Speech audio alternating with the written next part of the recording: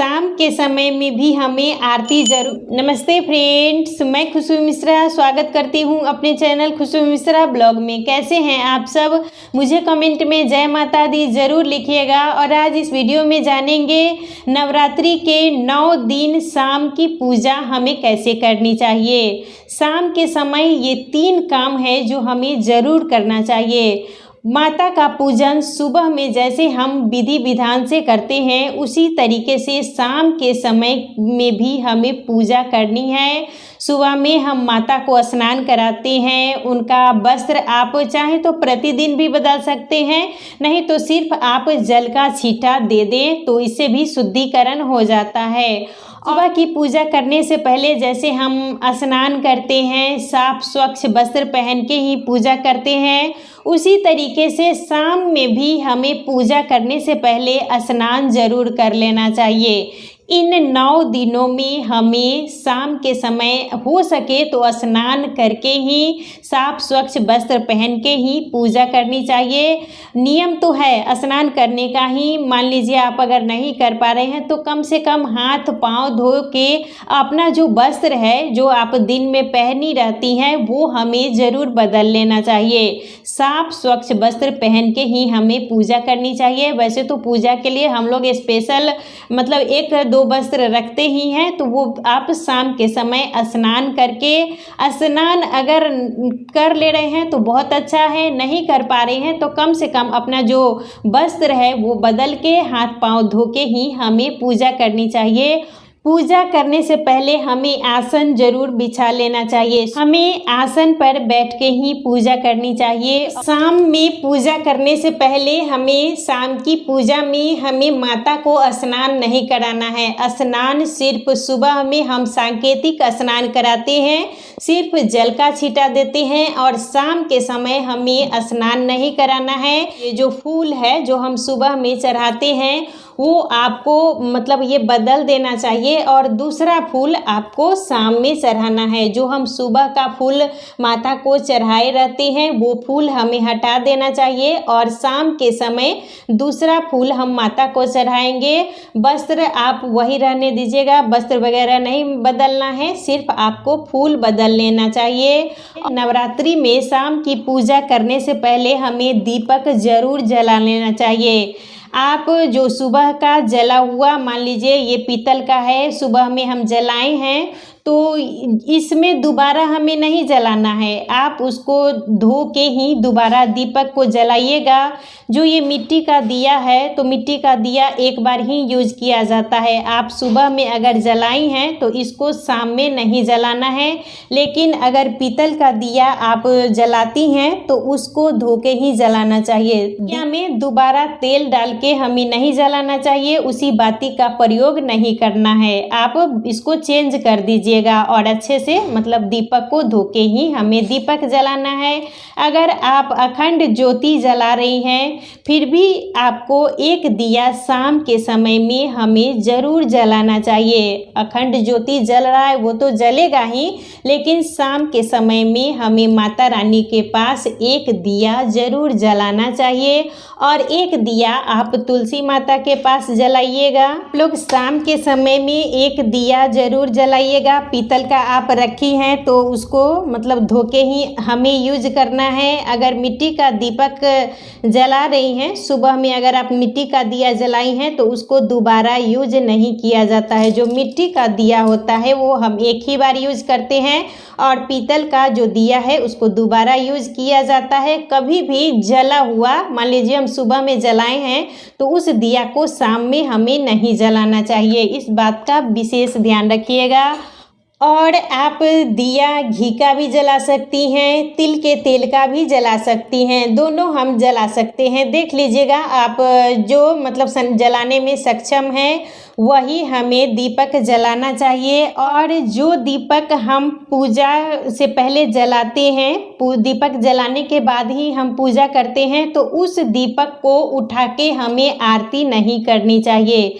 आरती के लिए आप या तो दूसरा दीपक जलाएं, नहीं तो हमें कपूर से आरती करनी चाहिए। जो दिया हम जला के रख देते हैं पूजन के लिए, तो उसको उठा के हमें इस तरीके से आरती नहीं करनी चाहिए। या जो अखंड दिया है वो जल रहा है तो उसको भी हमें नहीं छूना चाहिए। आरती के लिए हम अलग दिया रखेंगे, नहीं तो कपूर से आरती करना वो ज़्यादा अच्छा होता है। तो आप लोग कपूर से ही आरती कीजिएगा। शाम के समय हमें धूप दीप जलाना है और माता को भोग शाम के समय में भी हमें ज़रूर लगाना चाहिए। सुबह में तो हम भोग लगाएंगे ही, लेकिन शाम के समय में भी हमें माता को भोग लगाना चाहिए। और सुबह में भी हमें लौंग इलायची डाल के ही भोग लगाना चाहिए और शाम के समय में भी हम जब भोग लगाएंगे तो माता को लौंग इलायची डाल के ही भोग लगाएंगे। माता का प्रिय भोग ये लौंग इलायची होता है, तो आपको लौंग इलायची डाल के ही भोग लगाना चाहिए।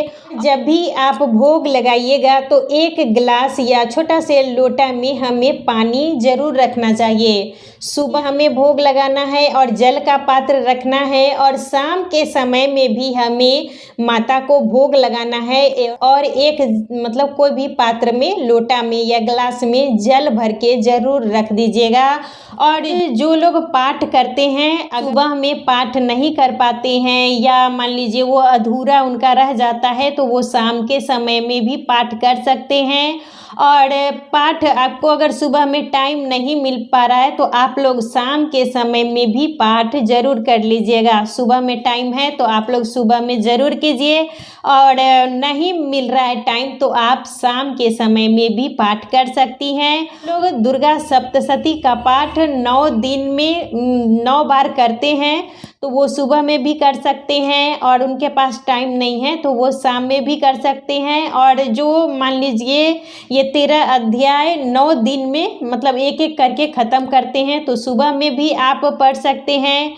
टाइम है आपके पास तो शाम में भी पढ़ सकते हैं, क्योंकि ये जो 13 अध्याय होता है वो हमें 9 दिन में ही खत्म करना होता है। इस समय हमें दीपक जलाना है। आपका पाठ अगर अधूरा है या सुबह में नहीं कर पाई हैं तो आप शाम के समय में भी पाठ कर सकती हैं। आप सुबह में भी हवन कर सकती हैं और आप चाहें तो शाम में भी कर सकती हैं। दोनों टाइम हवन भी किया जा सकता है। सुबह में अगर आपके पास टाइम है तो सुबह में हवन ज़रूर कर लीजिए, और नहीं तो आप शाम में भी हवन कर सकते हैं। लेकिन शाम के समय ये 3 काम हमें ज़रूर करना चाहिए। पहला काम है दीपक जलाना, तो आप एक दीपक माता रानी के पास जलाइएगा, एक दीपक तुलसी माता के पास हमें जलाना है। दूसरा काम है पाठ करना। आप सुबह में पाठ कर रहे हैं और आप सुबह में पाठ कर लिए हैं तो आपको शाम में पाठ नहीं भी कर सकते हैं, लेकिन जो लोग सुबह में पाठ नहीं करते हैं तो उनको शाम में पाठ ज़रूर करना चाहिए। और भोग लगाना, सुबह और शाम माता रानी को भोग हमें ज़रूर लगाना चाहिए। इन नवरात्रि में जब हम माता को बुलाए हुए हैं तो उनका विधि विधान से ही पूजन करना चाहिए। तो शाम में भी आप माता को जो कुछ भी है आपके पास भोग प्रसाद, वैसे माता का प्रिय भोग बतासा होता है तो उनको बतासा जरूर मतलब भोग लगाना है। और एक लोटे में या ग्लास में आप लोग पानी भर के रख दीजिएगा। और सुबह में तो हम आरती करते ही हैं और शाम के समय में भी हमें माता रानी की आरती जरूर करनी चाहिए। और आप लोग कपूर से ही आरती कीजिएगा।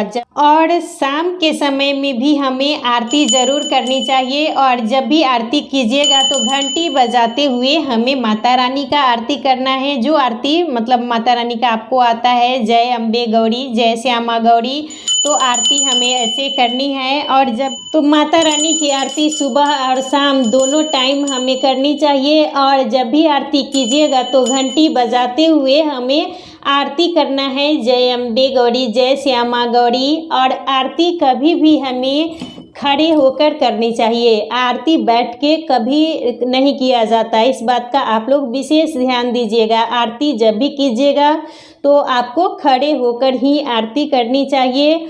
आसन पर जब भी पूजा कीजिएगा तो आपको आसन पर बैठ के ही पूजा करनी चाहिए। और आरती करने के बाद ये जो आरती है उसको हमें पूरे घर में अच्छे से आप लोग घुमा दीजिएगा। तुलसी माता में भी हमें आरती दिखा देनी है। पूरे घर में ये जो आरती होती है इसको हम घुमा देंगे। नवरात्रि में 9 दिनों तक शाम की पूजा में हमें इन्हीं सब नियमों का पालन ज़रूर करना चाहिए।